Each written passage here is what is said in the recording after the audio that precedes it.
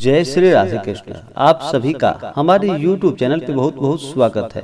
आइए जानते हैं गुरुवार प्रदोष का व्रत कब किया जा रहा है। तो जानेंगे प्रदोष व्रत के शुभ मुहूर्त के बारे में, इस दिन क्या करे ना करे, पूजन विधि के बारे में। तो आइए जानते हैं इन सबों के बारे में। प्रदोष के व्रत में भगवान शिव तथा साथ में शिव परिवार का पूजन किया जाता है। भगवान भोलेनाथ एक ऐसे देव हैं जो कि अपने भक्तों के ऊपर थोड़े से जल से ही प्रसन्न हो जाते हैं और अपना कृपा प्रदान करते हैं। प्रदोष का व्रत जो कि हर माह के कृष्ण पक्ष और शुक्ल पक्ष की त्रयोदशी तिथि के दिन जब भी प्रदोष काल का समय प्राप्त होता है, उस दिन इस व्रत को किया जाता है। प्रदोष का व्रत भगवान भोलेनाथ को प्रसन्न करने के लिए रखा जाता है। प्रदोष व्रत को करने से 2 गायों को दान करने के बराबर पुण्य फलों की प्राप्ति होती है। शास्त्रों के अनुसार प्रदोष व्रत को रखने से व्यक्ति के पाप और ताप नष्ट होते हैं। जब व्यक्ति के पाप और ताप नष्ट होते हैं तभी जाकर के उन्हें सांसारिक सुखों की प्राप्ति हो पाती है। उसके बाद व्यक्ति इस व्रत के प्रभाव से जन्म जन्मांतर के फेरों से निकलकर मोक्ष मार्ग पर आगे बढ़ता है और उसे उत्तम लोक की प्राप्ति होती है। रविवार के दिन अगर प्रदोष व्रत पड़े तो उस दिन व्रत को करने से आयु वृद्धि तथा अच्छे स्वास्थ्य लाभ की प्राप्ति होती है। सोमवार के दिन प्रदोष व्रत पड़े, उस दिन के व्रत को करने से आरोग्य की प्राप्ति होती है तथा इंसान की सभी इच्छाओं की पूर्ति होती है। मंगलवार के दिन प्रदोष व्रत पड़े, उस दिन के व्रत को करने से व्यक्ति को रोगों से मुक्ति प्राप्त होती है तथा स्वास्थ्य लाभ की प्राप्ति होती है। बुधवार के दिन प्रदोष व्रत हो तो उस दिन के व्रत को करने से व्यक्ति की सभी कामनाओं की पूर्ति होती है। गुरुवार के दिन प्रदोष व्रत पड़े, उस दिन के व्रत को करने से शत्रुओं का विनाश होता है। शुक्रवार के दिन प्रदोष व्रत पड़े तो उस दिन के व्रत को करने से सौभाग्य और दाम्पत्य जीवन की सुख शांति के लिए शुक्रवार के प्रदोष व्रत को किया जाता है। संतान प्राप्ति की कामना हो तो शनिवार के दिन पड़ने वाले प्रदोष व्रत को करने से संतान लाभ की प्राप्ति होती है। अपने उद्देश्यों को ध्यान में रखते हुए जब प्रदोष का व्रत किया जाता है तो व्रत से मिलने वाले फलों में भी वृद्धि होती है। जो भी जातक प्रदोष का व्रत करते हैं उन्हें चाहिए कि प्रदोष व्रत के दिन यानी कि त्रयोदशी तिथि के दिन सुबह ब्रह्म मुहूर्त में उठ करके नित्य क्रियाओं से निवृत्त हो करके गंगा नदी में स्नान करें, या गंगा नदी में अगर स्नान ना कर पाए तो घर के नहाने के पानी में थोड़ा सा गंगा जल मिला करके स्नान करना चाहिए। उसके बाद शुद्ध वस्त्र धारण करके भगवान सूर्य देव को अर्घ्य प्रदान करे। फिर उसके बाद व्रत का संकल्प लेना चाहिए। भगवान शिव से प्रार्थना करनी चाहिए कि हे भगवान भोलेनाथ, हे महादेव, आज मैं प्रदोष का व्रत करने जा रहा हूँ या करने जा रही हूँ। इस प्रकार से भगवान से प्रार्थना करनी चाहिए और दिन भर उपवास रहते हुए इस व्रत को करना चाहिए। अगर उपवास ना रह पाए तो एक समय फलाहार ग्रहण करे।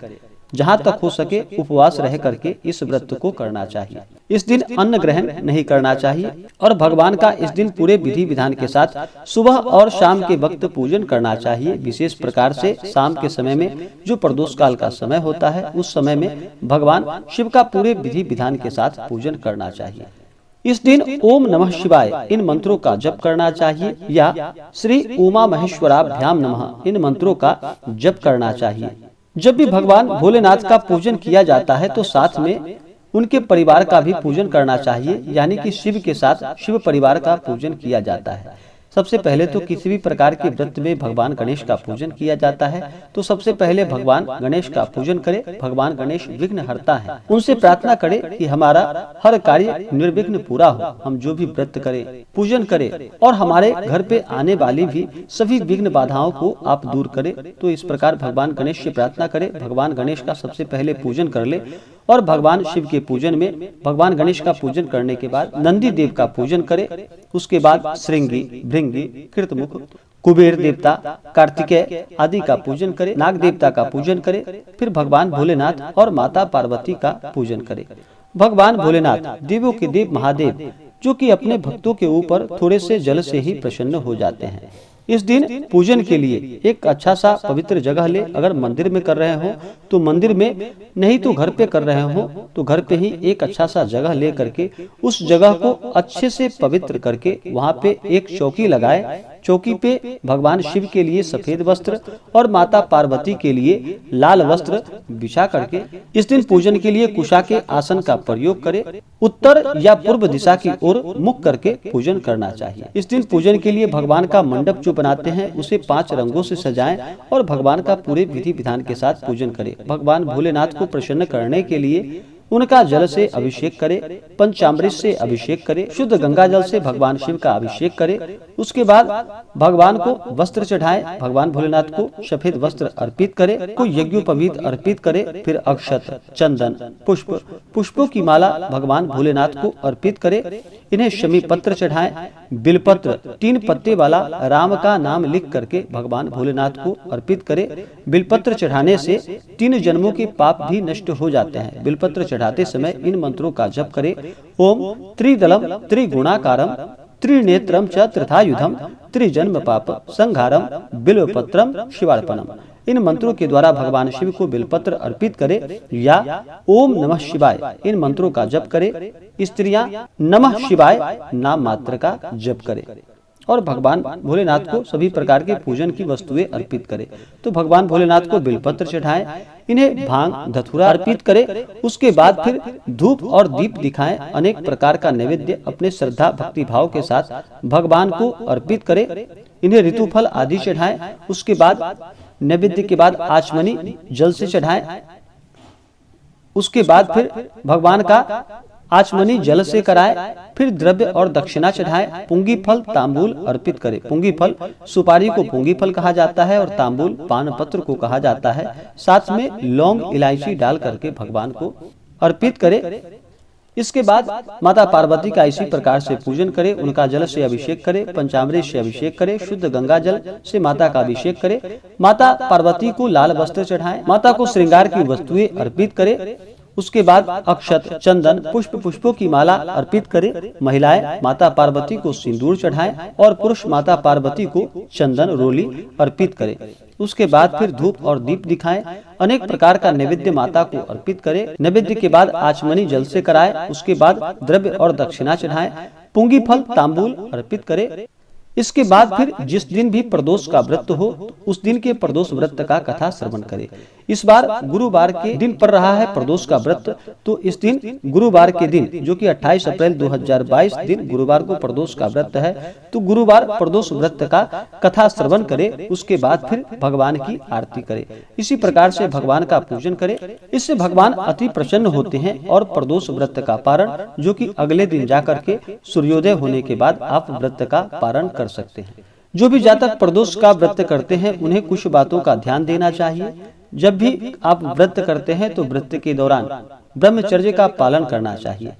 किसी के ऊपर बिल्कुल भी क्रोध नहीं करनी चाहिए। अपने मन में किसी के प्रति ईर्ष्या या द्वेष का भाव नहीं लाना चाहिए। धर्म का आचरण करना चाहिए। महिलाओं का कभी भी अपमान नहीं करना चाहिए।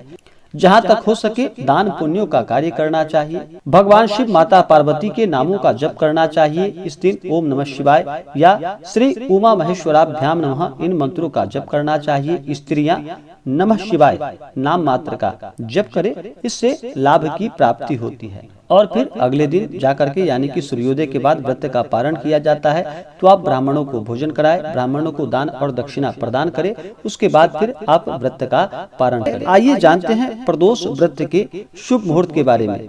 प्रदोष व्रत जो कि प्रदोष काल का समय जब भी त्रयोदशी तिथि में प्राप्त होता है तो उस दिन इस व्रत को किया जाता है। त्रयोदशी तिथि प्रारंभ समय जो कि 27 अप्रैल 2022 दिन बुधवार रात्रि 12:25 और त्रयोदशी तिथि की समाप्ति होगी 28 अप्रैल 2022 दिन गुरुवार रात्रि 12:28। तो हमें त्रयोदशी तिथि में जो प्रदोष काल का समय प्राप्त हो रहा है वह समय 28 अप्रैल 2022 दिन गुरुवार को प्राप्त हो रहा है। तो गुरुवार के दिन इस बार प्रदोष का व्रत किया जाएगा। प्रदोष व्रत में प्रदोष काल के समय में भगवान शिव माता पार्वती का पूजन किया जाता है। जो कि प्रदोष काल का समय सूर्यास्त से 72 मिनट पहले और सूर्यास्त के 72 मिनट बाद का समय प्रदोष काल का होता है। इस समय में भगवान का पूरे विधि विधान के साथ पूजन करना चाहिए, जो कि इस दिन सूर्योदय समय सुबह 5:15 और सूर्यास्त समय शाम 6:19 है। तो सूर्यास्त से 72 मिनट पहले और सूर्यास्त के 72 मिनट बाद का समय प्रदोष काल का समय होता है। इस दौरान भगवान का पूजन करें। इस दिन चंद्रोदय रात्रि 3:49, चंद्रास्त शाम 4:07। इस दिन राहु काल का समय होगा, जो कि दोपहर 1:25 से दोपहर 3:03 तक। प्रदोष व्रत के दिन सर्वार्थ सिद्धि योग भी होगा, जो कि शाम 5:40 से अगले दिन सुबह 5:42 तक। प्रदोष व्रत के दिन गोधूली समय, जो कि शाम 6:41 से शाम 7:05 तक। उस दिन नक्षत्र, जो कि उत्तर भाद्रपद नक्षत्र, शाम 5:40 तक। उसके बाद रेवती नक्षत्र। तो आशा करता हूँ कि यह जानकारी आपको अच्छा लगा हो। ऐसे ही ज्ञानवर्धक जानकारियाँ प्राप्त करने के लिए हमारे इस चैनल को लाल बटन दबा करके सब्सक्राइब करें, साथ में बेल आइकन घंटी दबाएं, ताकि मेरे वीडियो का नोटिफिकेशन आपके पास सबसे पहले पहुँचे। वीडियो को लाइक और अपने मित्रों तथा दोस्तों के साथ शेयर करें। सुखी रहें और स्वस्थ रहें। जय श्री राधे कृष्ण। धन्यवाद।